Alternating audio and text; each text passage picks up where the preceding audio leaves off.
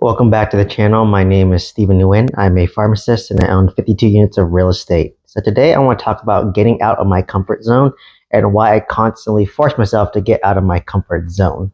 So I've been kind of reflecting back on my journey, and for those of you who are been following me, you know that I grew up very shy, very timid, wouldn't even make eye contact with people, and I grew up with really low self-esteem.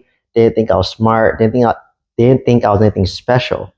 So for me, in order to better myself, I always just thought, okay, let me put myself into unfamiliar, uncomfortable situations constantly, and hopefully I'm going to grow from that, right? So, back in high school, it was just little things that, oh, maybe I don't feel smart enough to take an advanced placement class or an AP class, but hey, let me sign up and see what it's like.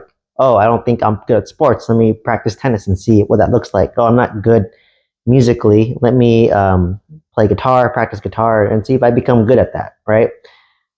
So I did always had that concept of putting myself out there and being in uncomfortable situations.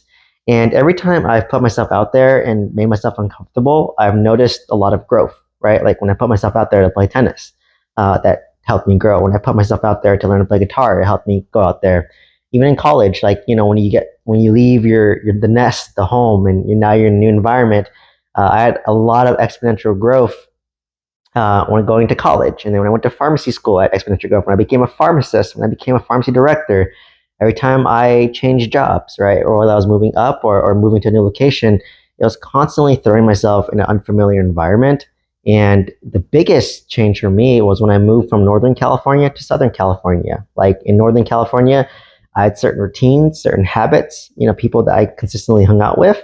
But once I relocated to Southern California, it changed my environment.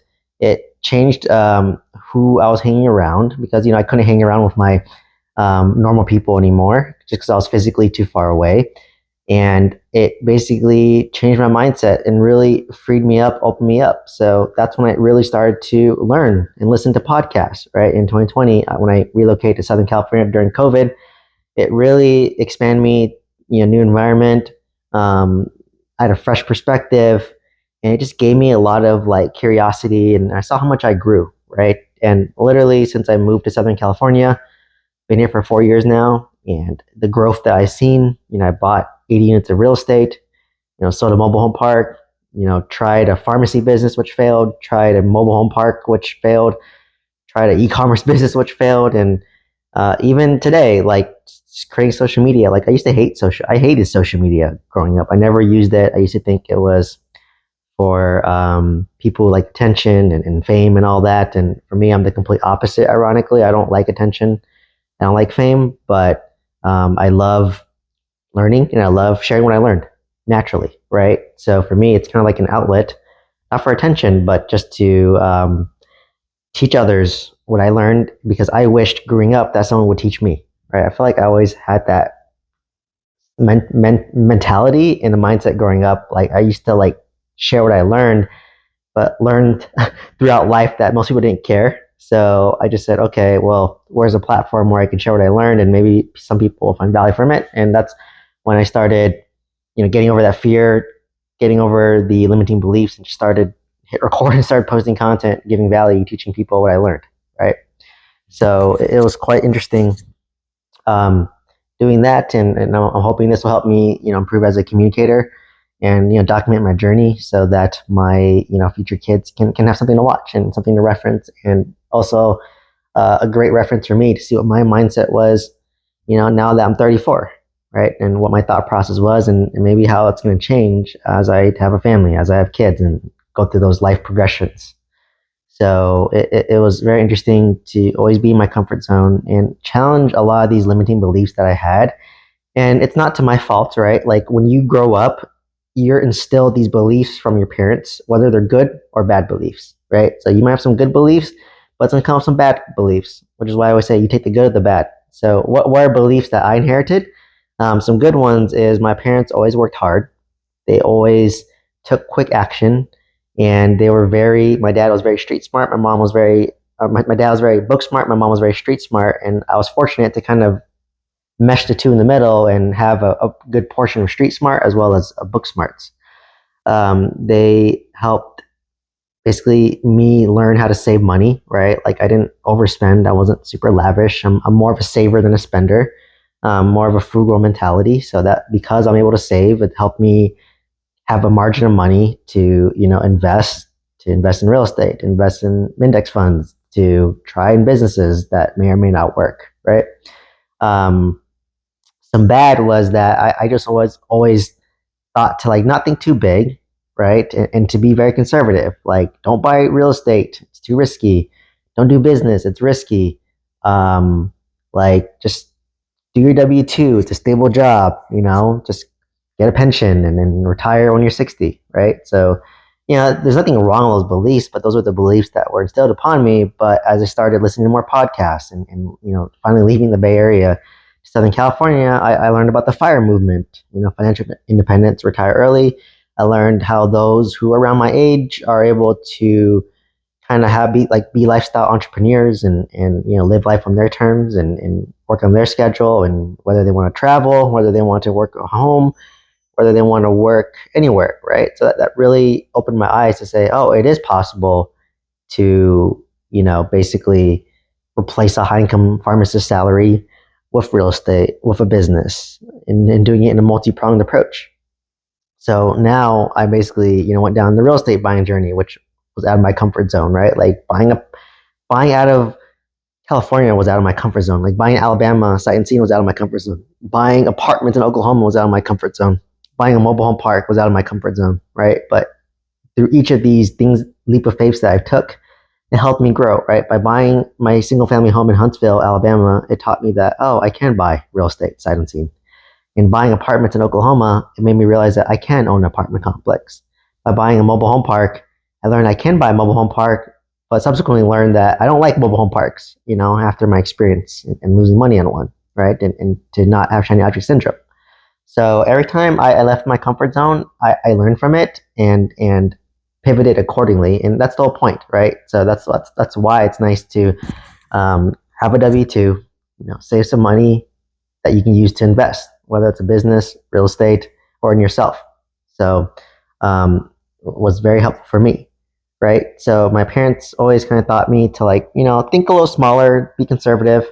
And, I'm very fortunate that they gave me a nice foundation so that I could build upon it. And that's what I always thought. I said, my worst case scenario, if I lost everything today, I lost all my real estate, lost all my stock portfolio, I still work a W-2 job as a pharmacist that makes over $200,000. And there's always a job out there for me, right? It just may not be in an ideal location, but I could find a job somewhere. Like that's my worst case scenario. If I do absolutely nothing, the bare minimum, I'm making over $200,000 as a pharmacist. That's it, baseline. And I can save money again and restart, right? So that's my worst case scenario. So, but my upside could be limitless, right? If I own real estate, you can scale real estate over time. If I create a business, there's no cap on business, right? I can make as much money as you potentially could, or no money or lose money, right? But if you have a low overhead business, kind of like social media, or service-based business is low overhead, then there's less risk as well, right? You're de-risking. So, but the upside is insane, right? Like the upside could be infinite. Once you start getting the ball rolling, but the key is to get the ball rolling while you work at W-2, as well as you do that. So, it's really interesting how just every time I threw myself out of my comfort zone, I did better. And something that's out of my comfort zone right now is, maybe going to syndication model, right? I always kind of have a negative outlook on syndicators as well as real estate brokers. But anytime I have a negative outlook on something, like I had a negative outlook on buying out of state, but once I learned that, oh, it's not as bad as I thought, I grew. So usually I go towards things that I have negative outlooks towards. Maybe it's a sign from the universe that I need to go towards it, right? I had negative outlook towards social media. Now I post daily, right? I had a negative outlook on real estate brokers and syndicators. Maybe it's time for me to become a real estate broker or syndicator, right? So maybe that's my next level of growth. I looked it up already to become a real estate broker. You take like 8 courses. I think they're like 45 hours or 35 hours each. And then you need some experience, and then you just apply for the exam and take exams. Like I have no problem taking exams. So I don't think it'll be that difficult for me to do that. It's just a matter of getting through, whatever 360 hours of pre-licensure requirements, and then take studying for the exam, which shouldn't be too difficult for me.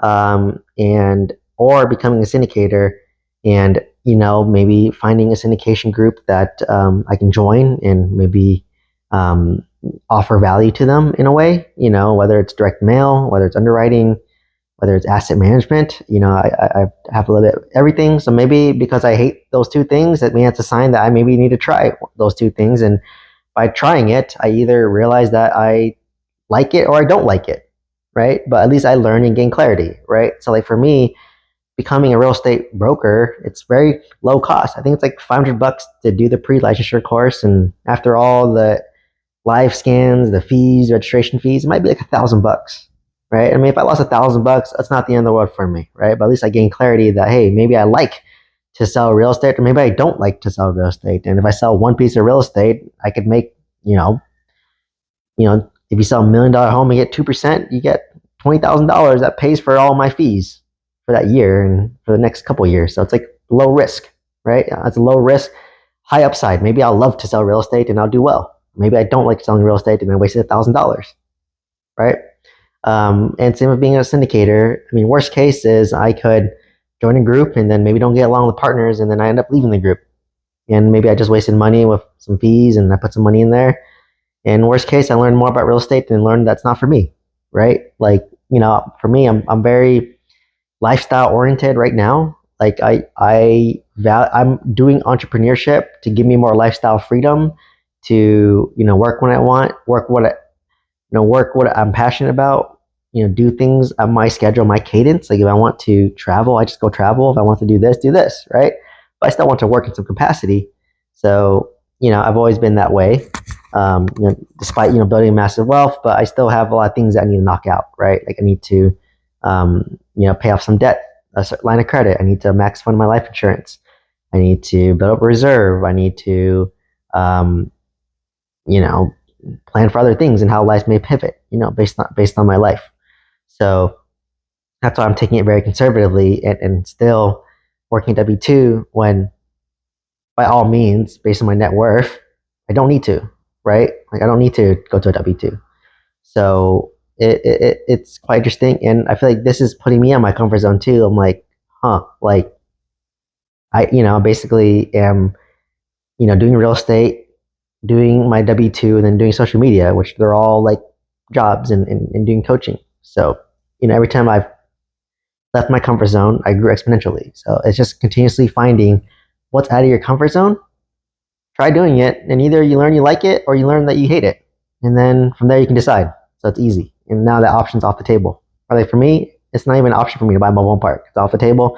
It's not a possibility, right? Like, at most, maybe I'll invest in a syndicator that invests in mobile home parks, or, that's the most I would do.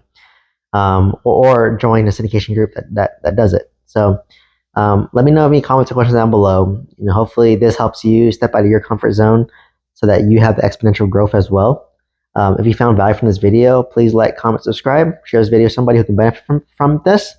If you want to get out of your comfort zone and buy multifamily, check out my mentorship program link down below, and hope to see you next one. Thank you so much.